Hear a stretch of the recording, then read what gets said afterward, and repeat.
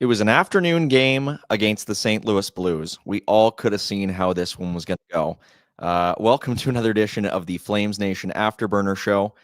After a 4-2 Calgary Flames loss at home ice to the St. Louis Blues, a team that has had their number for many years, and that does not appear to be going away anytime soon. My name is Mike Gould, and I'm joined by a new member of our Afterburner team, but not a new member of our Flames Nation team. You probably know him from clipping highlights of Flames games on Twitter. I think that's what the number one thing is, Robert. I'd say that's fair. Robert Munnich at Ring of Fire Calgary is joining us for the first time and hopefully not the last time here on the FlamesNation Afterburner show. Robert, welcome, and how you doing today? I'm doing great. Thank you for having me. And I'm excited to be here. I wish we could be talking about a Flames win instead of a Flames loss, but overall, I still thought it was a pretty entertaining game. So I'm excited to break it all down here. Probably the last time that we're ever going to call you Robert Munnich on the show. Of course, everybody knows him around these parts as Bobby Germany, as we would expect from a name like that. Robert, or Bobby, we should say. Yeah, the Flames fall in this game by a 4-2 final score. They now have a losing record in the young season of 2025-26. They are 1-2 on the year so far, and they have lost back-to-back games by a combined margin of 9-3. The offense looked like it might be, starting to bubble up in the first period of this game. They were pretty good, especially on the attack against this Blues club, but it just found a way to fall apart in the end, as it so often has over the years against St. Louis. Maybe the worst single-team matchup the Flames have, on the docket. Used to be Dallas, now it seems to be St. Louis, and it used to be Anaheim. Anaheim back in the day, yeah. I think that brings them to 1-10 in their last 11 games against the Blues. Yeah. I think they've been outscored now 42 to 26, something like that. Like the Blues just have their number right now. It is brutal.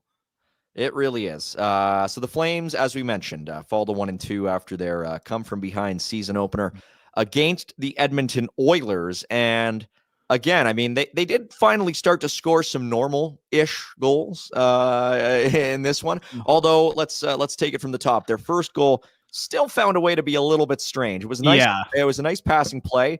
Matty Coronado gets his first of the year. He is the beneficiary of some nice puck movement on the power play. The Flames had a lot of power plays in this game. This was the only one that they would convert on against a very undisciplined-looking Blues team. I think we got the clip as Nazem Kadri and Joel Farabee on Matt Coronado scoring that goal, because a bit of a conspicuous own goal there from the Blues defenseman. And we should mention, of course, that Afterburner is a presentation of Bet365. Whatever your bet, it is never ordinary at Bet365.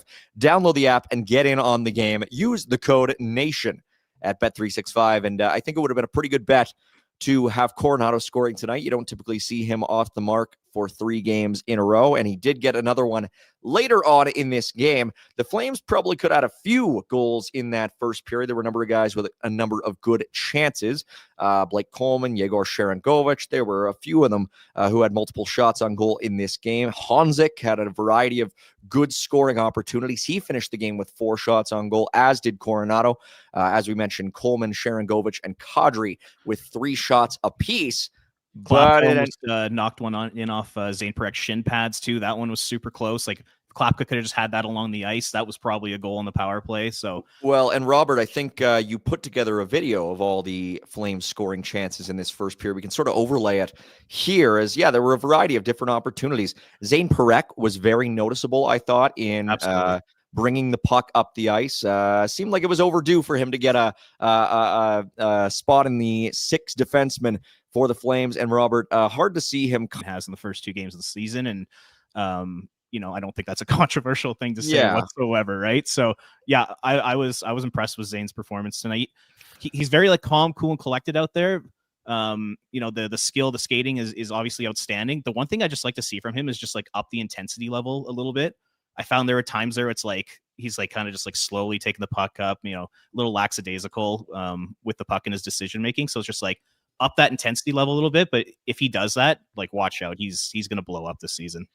We should mention as well, returning for the 2025-26 season, the Afterburner Super Chat. Proceeds from our Super Chat go to Youth Centers of Calgary, a place where kids are welcomed and accepted as they are, a place where they can get a break from the chronic stress that is the reality for many of their lives and can flourish through connection and fun. And we have our first super chat already. William Holden giving us $1.99, sent to the Youth Centers of Calgary. Need Hubie back now? I don't know. We'll see. Not a great sign that he was not even introduced as part of the the inactives, the reserves, ahead of today's game, dealing with an upper body injury after that big collision in the preseason game against Vancouver. Well, he went like head on head with Lankinen. So, I mean, yeah, you don't want to speculate on head injuries, but it kind of looked like it's a concussion. Like, yeah, it was a hard collision too. We'll have to see with Jonathan Huberdeau. It does sound like Martin Pospisil is probably a little closer of the two to returning to the lineup. For now, Sam Honzik in there. The Flames did come out with 4 new forward lines for this game. Connor Zary centering the 4th line with Ryan Lomberg and Adam Klapka. That line did not play a whole lot at 5-on-5 tonight.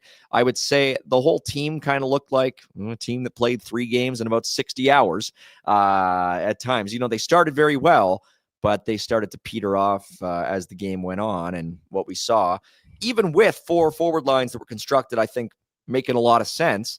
You can sort of see how Pospisil will fill back in, and probably Huberdeau as well when the time comes.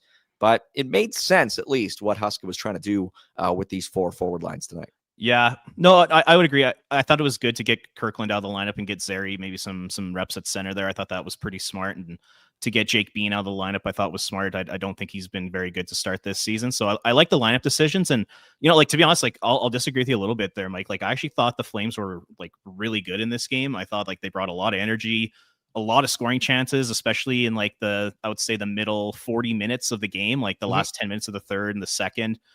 I thought like they were so unlucky not to score like 4 or 5 goals tonight. Like, I couldn't believe it. Like, I put out on Twitter after the game, I was like, this is got to be one of the most like disheartening losses for this team, because they get a million scoring chances, they block a million shots, like they work their bag off, and they just couldn't get it done. And like, that's got to be pretty disheartening for this group.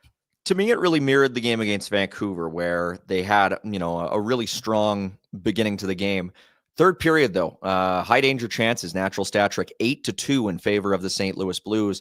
In the first 2 periods of this game, 12-6 in favor of the Flames. So yeah, I think there was a period there where they just kind of got discombobulated, and I do think you touched on it. They played better in the last 10 minutes of the third, but yeah, they kind of fell apart again right out of the gate after the second intermission. We will get to that.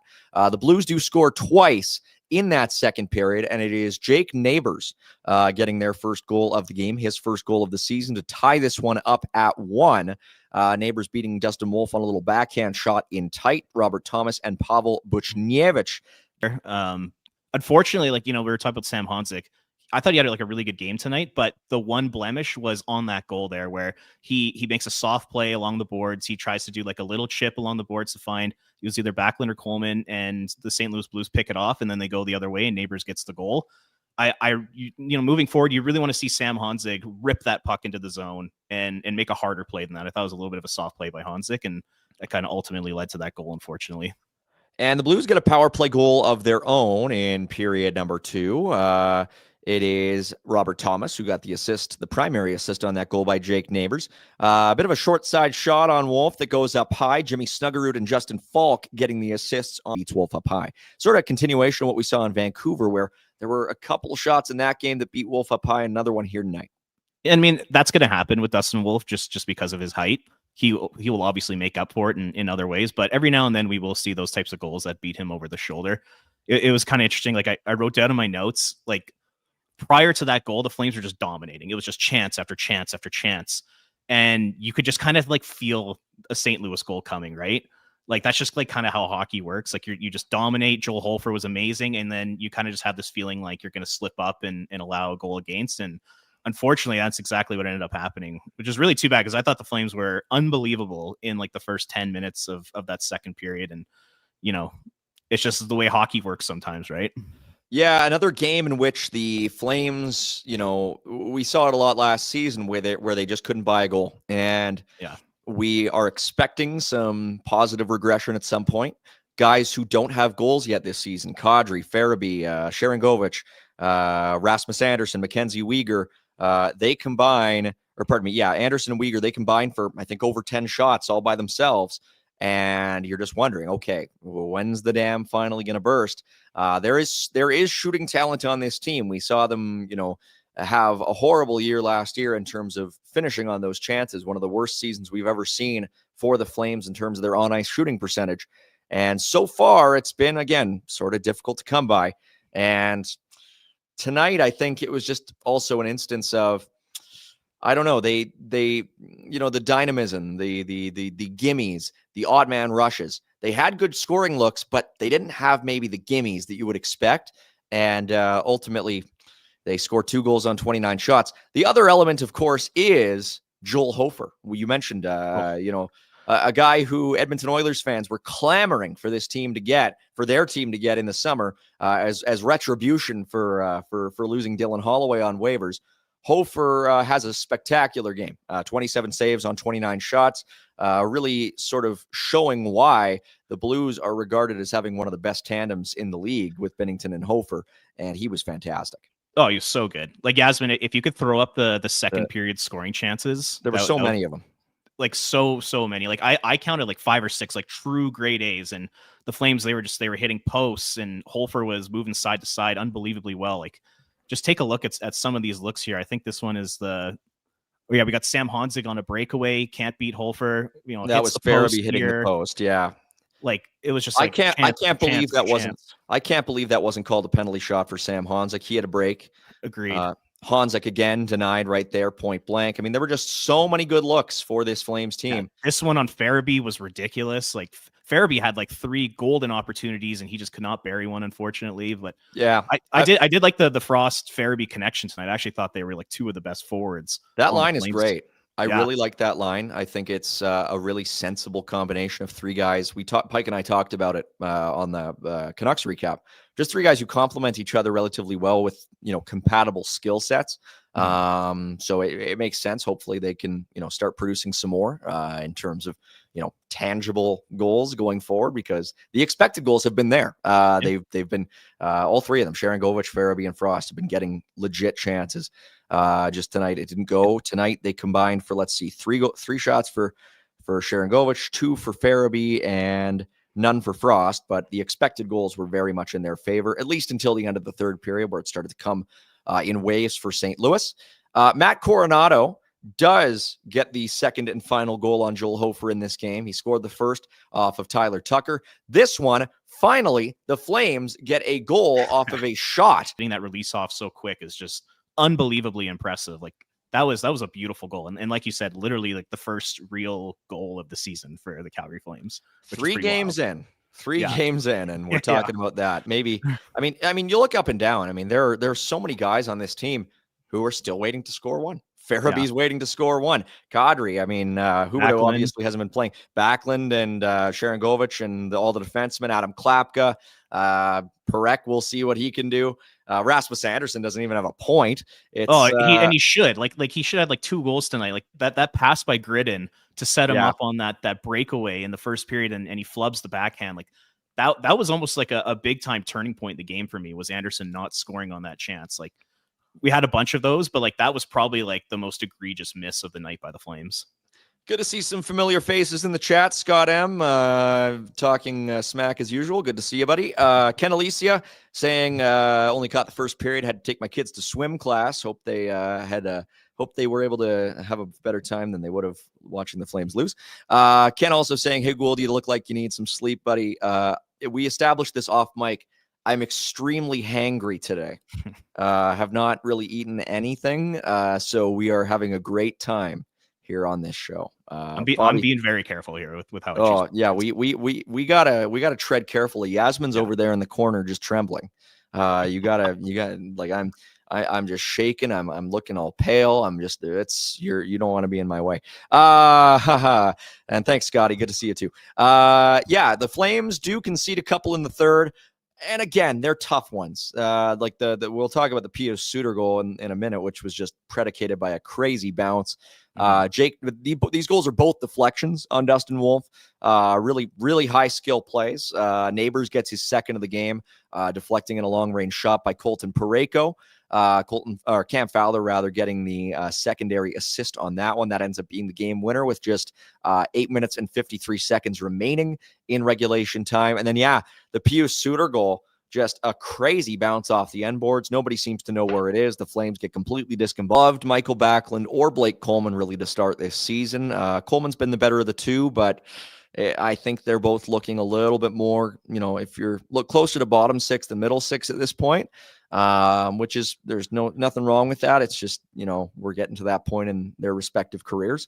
But Backlund especially, I think he's been off to a really slow start. Like at least in Vancouver the other night, Blake Coleman had like a few really good chances to score. Like he had that breakaway shorthanded. Like he's still contributing. Backlund, it's been very, very quiet so far. He's really got to step it up here. Yeah, offensively, I would say at this point, the three Flames who have stood out to me the most have been Coronado, Kadri, and Frost.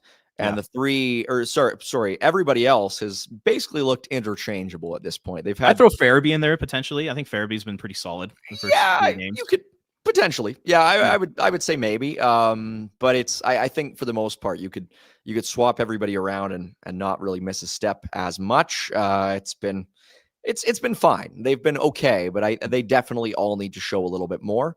But we'll see. Gridden's had some flashes of brilliance. He's made some unbelievable passes. He scores the one goal. For me, it feels like there's one or two plays a game where Matvei Gridden sets the Flames up for a grade A scoring opportunity. So he's been good, but it's outside of those couple plays a game, it's a little quiet from him too. But I mean, kid's 19 years old. So absolutely. I'm just sort of speaking on a very general basis. All these guys have had flashes. There have been flashes from everybody. I don't agree with Jux JC saying Farabee has been barely passable. I think he's been quite good. I think, for where the team is at early in the season, playing 3 games in 4 days on very little travel or very heavy travel and little rest, I think they deserve, a fair amount of a pass. I think most of them. I haven't seen a whole lot of egregious stuff from any of these guys. I think most guys have been relatively sharp as they can be. I just think we're seeing some of the limitations of this team come into play. But we'll see how it progresses because, it doesn't get any easier. And we'll talk about the road up ahead. But it'll be a really interesting month. I said it with Pike earlier on, right at the start of the year. I could see the Flames going 1-9 this month. I could see things just completely going off the rails, just with the quality of the opposition they're facing. And if you look back over the years at the times where the Flames have been able to get those really high picks, it's always been in years where it's just been a complete train wreck off the hop. I go back to the 15-16 season where they got Matthew Tkachuk at the end of it, and it was just a mess. Dougie Hamilton wasn't meshing in. Sam Bennett was, iffy off the hop. Gaudreau was in his second year. Monahan was in. There was just a lot, and there was also a lot of regression from the previous year where Dennis Weidman and Yuri Hudler and guys like that were just, and so that's, where you start to see seasons that go bad. And I don't, it's been 3 games. We're not going to be talking about this season going bad, but these are the kinds of games where last year the Flames found a way to take them into overtime at the very least. Yeah. And this year it just sort of fell apart in the third. No, that's fair. And you could even look at the 2023-24 season when they got Zane Parekh. They got off to that horrific start. Might have been one of the worst starts in franchise history. So there's definitely a trend there. Like you said, it's only been 3 games. The thing that I've really liked about the Flames game is that they're working hard, they're hustling. I love the work ethic, the blocking shots, they're sacrificing. All that's great. It's just they can't score. And we talked about that a lot last season too. And it looks like early on in this season, that's going to be an issue as well this year. So they got to start scoring goals. It's as simple as that. You can't just rely on Dustin Wolf to win you games every single night like he did in Edmonton. Start scoring goals. They got to start bearing these opportunities. And if they don't start doing that, you could be right. It could be a real mess of a start to the season here because the level of competition that they're facing in the first 10, 12 games here is very high. So yeah, they got to turn things around here pretty quick. Yeah, so far we've seen Kadri, Sharangovich, Farabee, and Anderson combined for a total, I want to say, of 3, a little over 3 expected goals with all the chances that they've had. And they've all had a ton of chances. and they have combined for 0. So we shall see how things progress from here.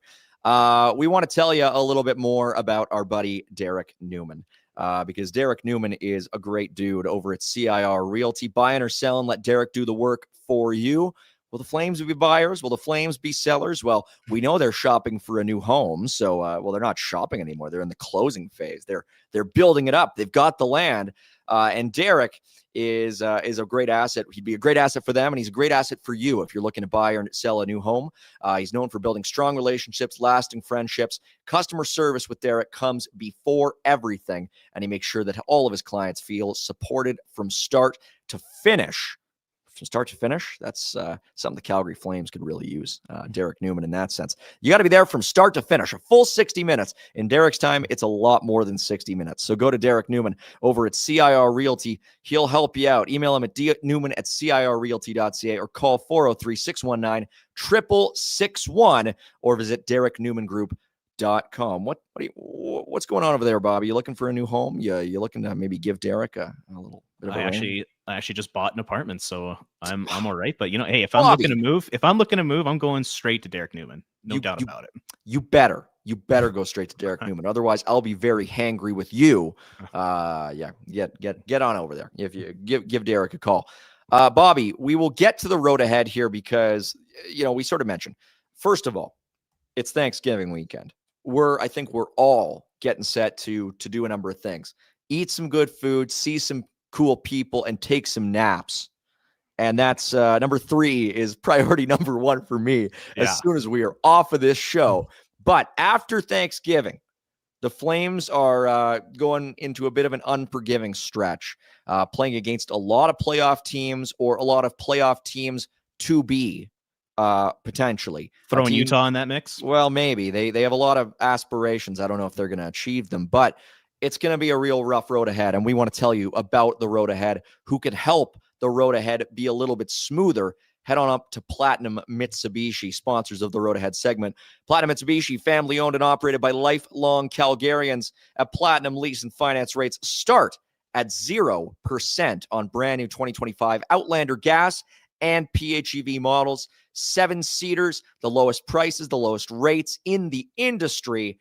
Check out all of their inventory at mitsu.ca, mitsu.ca, or up at 2720 Barlow Trail Northeast. All their cars come with a 10-year powertrain warranty. Bobby, if you have a car and you are into, let's say, year 6, year 7 of a finance agreement, well, if you go to some of the competitors, your warranty is over. You got to be you're worried. You're paying for the engine. You're paying for the car at the same time. 10-year warranty. It's all off of your head, all off your plate. I love to Platinum Mitsubishi. It's great stuff. Road ahead. Want to make sure it's not as bumpy as the Flames might be feeling over the next little while, because next up, the Vegas Golden Knights, 2023 Stanley Cup champions, perennial contenders, on the 14th here at the Scotiabank Saddledome. Will be a lot of fun. The very next night in Utah. That's not an easy flight. You're flying high altitude over some mountains down to Salt Lake City. 7:30 puck drop on Wednesday in Utah at the newly renovated Delta Center, and then 2 days off. But Bobby, I want to talk to you. Who do you start in net those 2 games? I think you could probably go Dustin Wolf against Vegas. The Flames got 2 days off in a row here over the Thanksgiving break, so I think he'll be rested and ready to go for that Vegas game. And then I would try Devin Cooley. That's even if he is their backup goalie come Wednesday night, which is not a guarantee by any stretch. So I would probably go Wolf then Cooley. Give Cooley a chance. Just I know he was brutal in the preseason. He was just genuinely awful in the preseason. But I wouldn't mind just seeing him get an opportunity. Give him at least one game. See what happens. If it's a train wreck, you go out and find a new backup. If he plays well, maybe you can grind it out with this guy. So that's kind of how I would go. How would you go about it? Well, I think I do the same. Bobby, I don't know if you saw last night in Loveland, Colorado, the city of love and the city of land, the Eagles defeating the Calgary Wranglers 7-4. Ivan Prosvetov giving up 6 goals on 42 shots. Not ideal. Well, yeah. It's a lot of shots to face, but yeah. Kind of a break. The Yeah. shots on goal in that game, 43-17 in favor of Colorado. The Wranglers just get absolutely pounded. The scoreline probably favors them a little bit. Marty Ferk, Dryden Hunt, and Yan Kuznetsov with the goals. Hunt had 2. So the solution to the backup goalie problem might not be in the AHL, although Prosvetov hung out to dry, certainly. So we'll see if it ends up being Cooley, if it ends up being Prosvetov, if it ends up being someone else. I have no idea. But yeah, it's going to be. Is there a backup out there that you think is available that is like a true upgrade on Cooley or Prosvetov? I don't even know. I mean, right? I saw. I don't know if it was you or somebody else talking about Cam Talbot on Twitter today. Maybe was that you, Robert? Yeah, it was. Yeah, take us through your thought process there, because I don't know. We'll take us. What do you think? Basically, so like I wrote an article at Flames Nation. I came up with 4 names as like potential backup replacements, and these are guys that like could be legitimate options. It's not like pie in the sky that it's going to be impossible to acquire these types of guys. And one of them was Cam Talbot, and I was just thinking for Dustin Wolf, it might be nice to have a veteran backup, a guy that's played over 400 games in the NHL, guy that looks like he's like a really good dude, good leader, could come in and give you some solid minutes. And from a Detroit perspective, I mean, if you trade him, you could open up some cap space. You could bring up Sebastian Cossa, their 2021 first round pick. So, maybe you could get him into the NHL. So that's kind of where my head was at on that. And like, I do like the idea of bringing in someone who's played a lot of games in the NHL to back up with Dustin Wolf. Some of the other names I saw were like Billy Husso, which is like, is he really that much better than Cooley and Prosvetov? Mikey DiPietro, an unproven guy.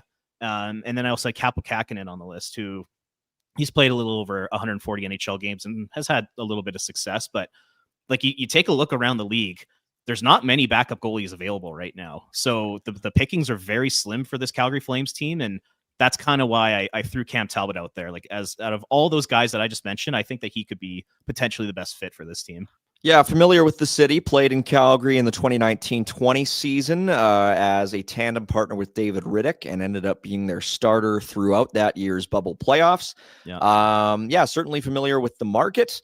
Has 1 year left on his deal. So this year left on his deal at $2.5 million bucks. And it does make sense. Sebastian Cossa, as a guy who the Red Wings are very high on, has taken a lot of steps forward in Grand Rapids, and could probably stand to trade them Devin Cooley maybe and have him be the guy on Grand Rapids potentially. Yeah.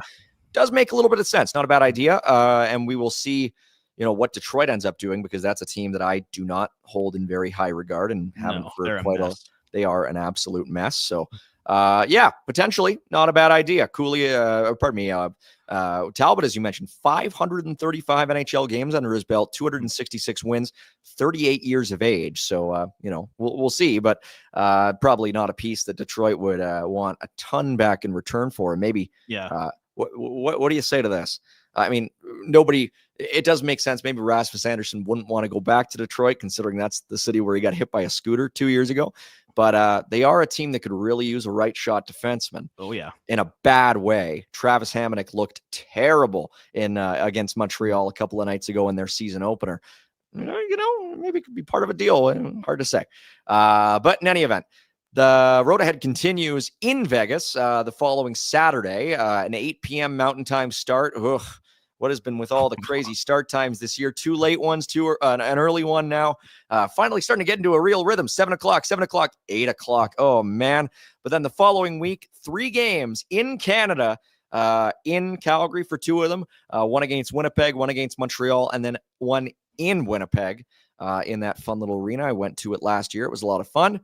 So it'll be an interesting road ahead. And again, of those games, the next 6, 5 against teams who made the playoffs last season, and one of them against Utah, a team that clearly wants to. So it's and the Flames were bad in Utah last year too. Like, they got their ass kicked in Utah. That's not an easy building to play in. And then the subsequent 3 games after that in New York against the Rangers, a team that won the President's Trophy in 2024 and that could have aspirations this year. We'll see. In Toronto, a team that is very good even after losing Mitch Marner. And then in Ottawa, a team that is better than a lot of people think they are and has a lot going for them. This is an absolute gauntlet. Is it ever? And so, yeah, like it could be really tricky. We'll see. We got another super chat from our buddy, Producer Jack. Jack, we pay you to be on this show, right? But he's giving us a little bit back, giving it back to the Youth Centers of Calgary. 279. Will the Flames win a Stanley Cup in my lifetime? I'm going to say absolutely not. Just kidding. Maybe. We'll see. I don't know. Maybe. Robert, what do you think? Well, Jack, the thing with Jack, though, the element here is Jack might not live that long. We'll see. Jack likes to party. He lives a pretty rambunctious lifestyle. I mean, oh yeah. Will they win a Stanley Cup in my lifetime? Will the Stanley Cup be awarded again in your lifetime, Jack? I don't know. We don't know. Jack might be passed out in a bowl of soup this time next week. It's never easy with Jack. Oh, with all the beers and the cigarettes that he smokes, man. Robert, it's a hard lifestyle. Bit of a rite of passage on this show, Robert. What are your top 5 soups? Top 5 soups. Top 5 soups. You didn't have any time to prepare. We did not give you any lead time for this. Give us 5 soups right now. Why don't I go 3? Five's a little much. I'm not a huge soup guy. Give us 3 and you can think of 2 later. Butternut squash soup, number 1. Wow. Easily. That's a Thanksgiving soup. It's absolutely delicious. It's a great fall soup. Okay. I'll go chicken noodle, number 2. Okay. Yeah. I'll go with like a nice homemade tomato soup, not like out of the can, like a really nice homemade one. You can keep going. Give us some more. I'll go with a minestrone. Oh, you get to the minestrone too. Oh, I'm going. Boomer. When Dean asked me this question last year, I said minestrone, and everybody was very upset. It was a contentious pick. It's very beany. Not everybody's a big fan of the beans. I know. I think it's a great source of protein. Okay, I think it's and one more, Robert. You can do it. Okay, we'll go with like a Thai coconut curry soup. Wow. Yeah, just an absolute flavor bomb. So I'll go with that. No beef barley. No beef French, barley. No French onion. No French onion. It's almost a little too much. No cream soups. Like I love a good chowder, but I don't think I'd go in my top 5. Okay, we got a little bit of cream. Okay, that's good, Robert. Thank you. We appreciate it. Jack, for the record, his favorite soup is eaten in the shower. Doesn't matter what kind. Jack loves his shower soups.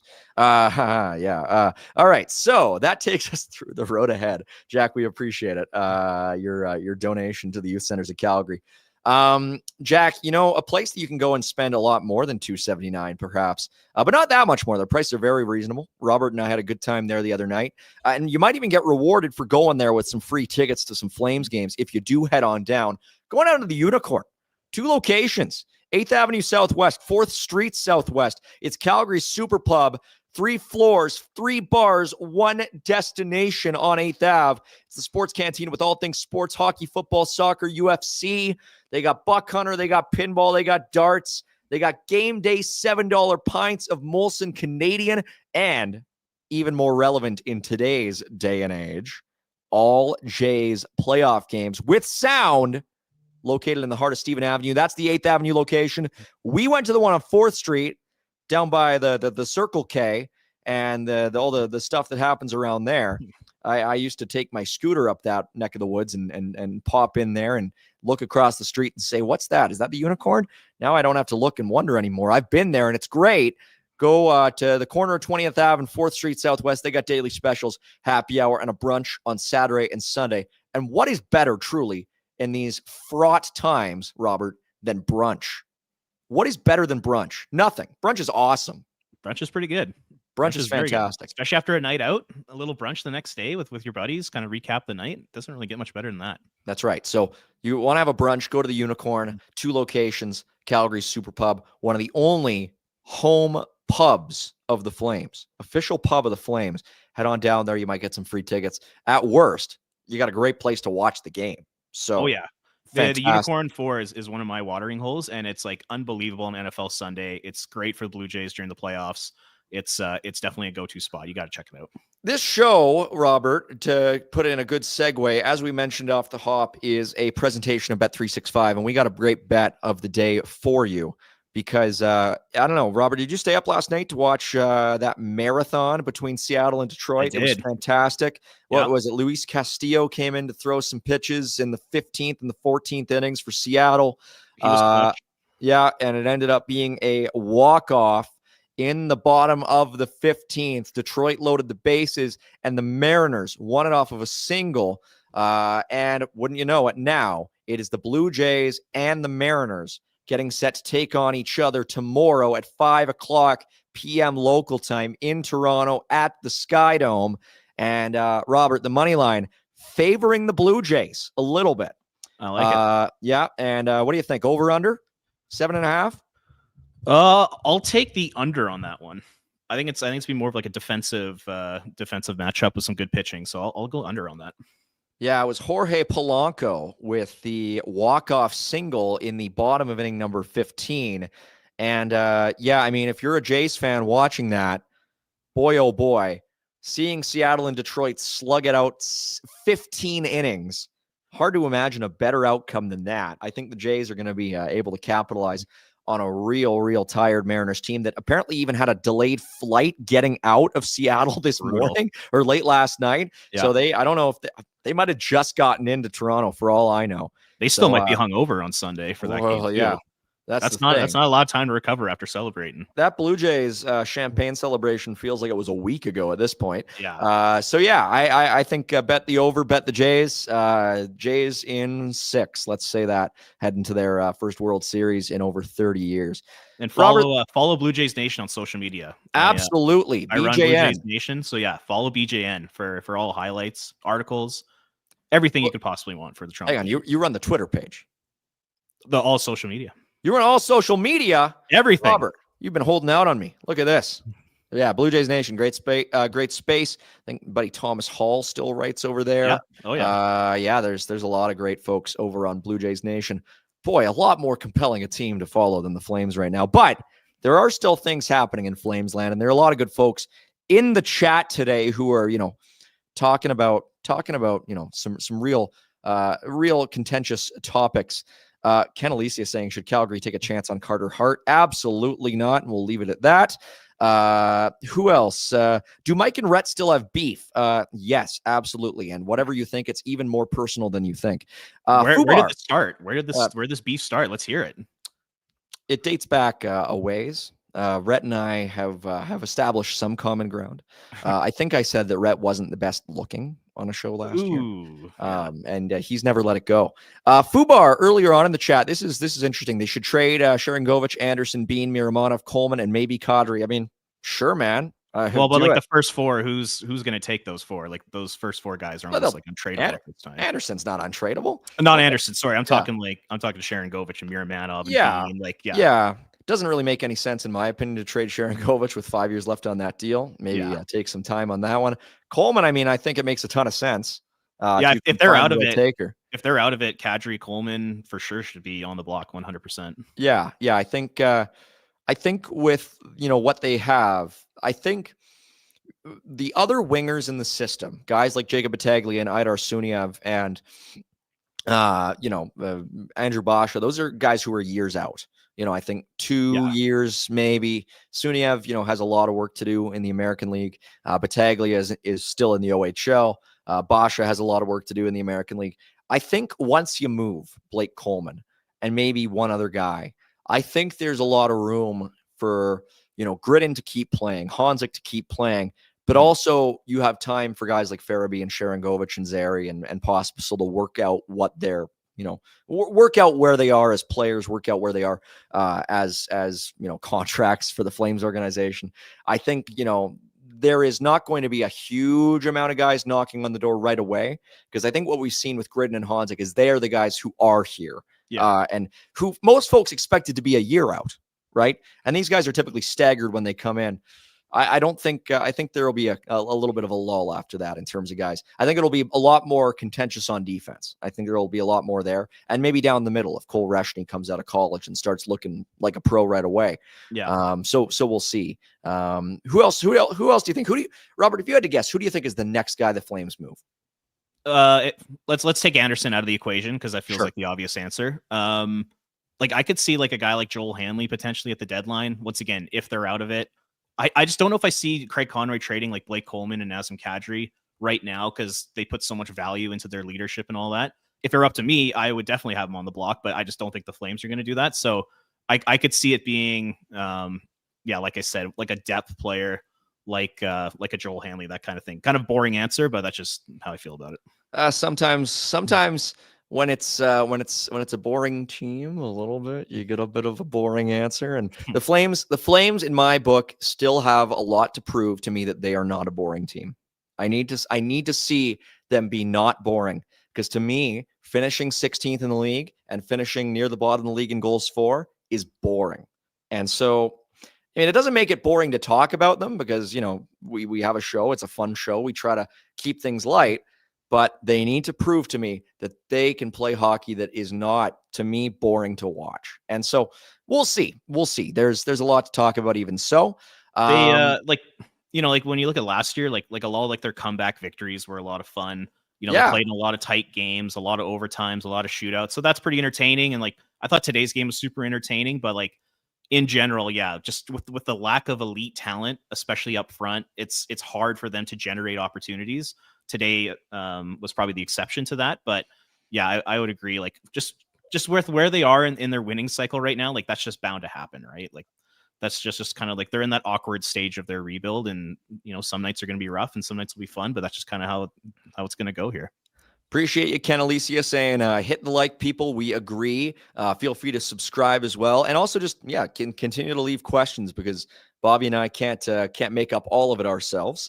So just continue to give us stuff that you want to hear us talk about. I like Doogie asking, would Ilya Samsonov be a option as a backup? I really don't think so. I think he's probably going to go back to Russia after putting up an 891 with Vegas last year and an 890 with Toronto last year. It is worth mentioning, with the way that the league is trending with a lot more offense in general, 900 is really the new middle ground, the new 910 mark. It's the new 910. I remember Brian Elliott clawing his way back up to 910 in the year that he had with the Flames way back, and it felt like he was just clawing his way back up to average. And now a 910 is impressive. Dustin Wolf put up a 910 last year, and that was very, very good for what he managed. Samsonov, even at 891, even in the current sphere, that's still a fair ways below average for a goalie who was 28 going on 29. The other thing to consider is, like, you got to get rid of a contract too. You got to get rid of one of possession. You got to get rid of a goalie.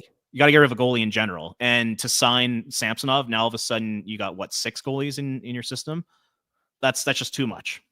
Fubar asks a really good question. Who are the most likely trade partners this season, in your opinion? Asking me specifically, which I think is a little bit selfish, because I want to let Robert get in on this as well. But I'm going to start because it was directed at me. So thank you, Fubar. I think, everybody's talked a lot about Dallas, and it just makes a ton of sense.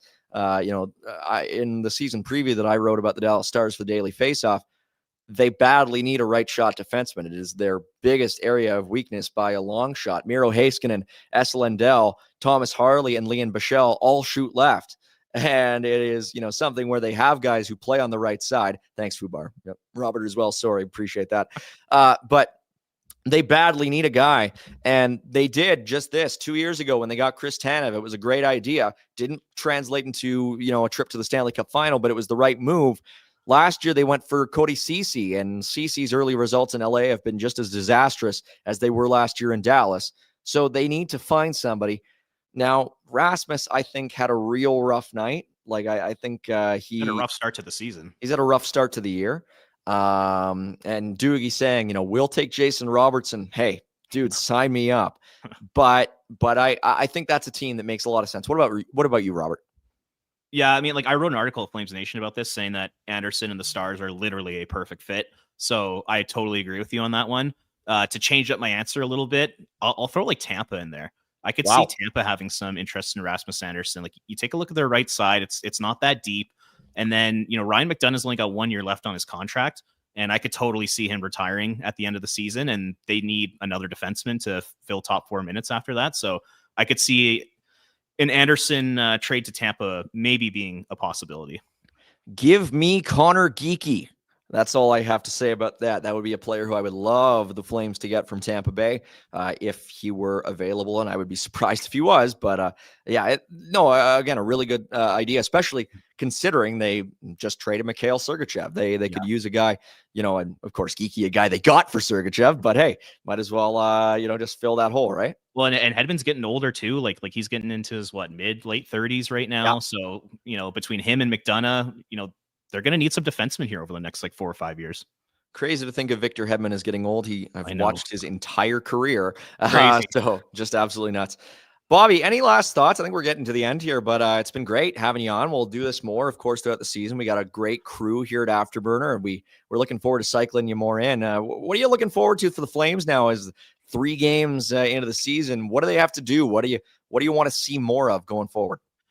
You know what? Like, for me, if I take a long-term approach in covering this season, I think I'm just going to end up beating my head against the wall because, like you and I would agree, like they should be rebuilding, they should be trading out assets, all that kind of stuff. So if I think about that, I'm just going to be miserable the whole season. So what I'm really focusing on are just individual storylines. Like one off the top of my head here is can Morgan Frost continue to be an important player for this team? Like throughout the first 3 games of the season, he's literally driving the offense right now, both at 5-on-5 and on the power play. Like, can he continue to do that? I want to see, what Gridden can continue to do, what Zane can continue to do. Like, that'll be really fun. What happens with Rasmus Anderson, I think will be interesting. Can Sharon Govich bounce back? Like all these little individual storylines is kind of what I'll be tracking and looking forward to seeing. But, like you said, like the road ahead is so difficult. This team is, they're built to potentially finish in 8th place at best. So it's going to be kind of tough in that regard. So yeah, I'll be focusing more on like individual storylines for sure. Well, we appreciate it. I want to close this off with a Gavin McKenna check-in.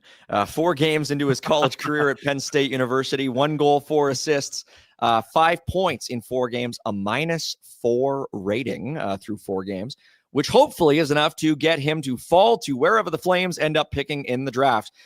For comparison's sake, just want to do one little prospect tune-up. Henry Muse, Flames prospect defense Lighten it up. at University of Michigan. Great spot for him. We were super high on that as a destination for him going into college out of a Sudbury team that really wasn't a great fit for his playing style. Muse, 4 assists in 3 games so far at Michigan. Of course, the real story is Michael Haig, who has been fantastic, the Montreal Canadiens prospect with 9 points in 3 games. But Muse is lighting it up on the top power play unit for Michigan, so something to keep an eye on. Muse, another right-handed defenseman for this Flames team coming up through the pipeline, joining Brustevich, Perek, and the like. So lots to look forward to there. Bobby, we really appreciate it, and we really appreciate the contributions of our pal Yasmin in the editing booth and the production side of things. My name is Mike Gould, and one more time, the Flames fall to the St. Louis Blues by a 4-2 score in their home opener on this Saturday afternoon. If I can say one more thing, it is to abolish afternoon games and to abolish the St. Louis Blues because the Calgary Flames just can't seem to figure out how to play against them. I figured maybe with the Blues getting rid of their very good jerseys and going to jerseys that are not very good, maybe things would finally change. I don't know. Maybe I'm the only one who doesn't like the St. Louis Blues new jerseys. Bobby, before we go, what do you think? I actually love them. I'm not. Terrible. I think they're fantastic. You're never allowed back on the show again. We're just kidding. That is Bobby Germany, Robert Munnich. For Yasmin, my name is Mike Gould. Thank you all for tuning in to another edition of Afterburner, brought to you by our great friends and partners over at Bet365, the Youth Centers of Calgary, the Derek Newman Group, Platinum Mitsubishi, and the Unicorn. We'll be back with you later this week for that doubleheader against Vegas and Utah. Until then, so long for now.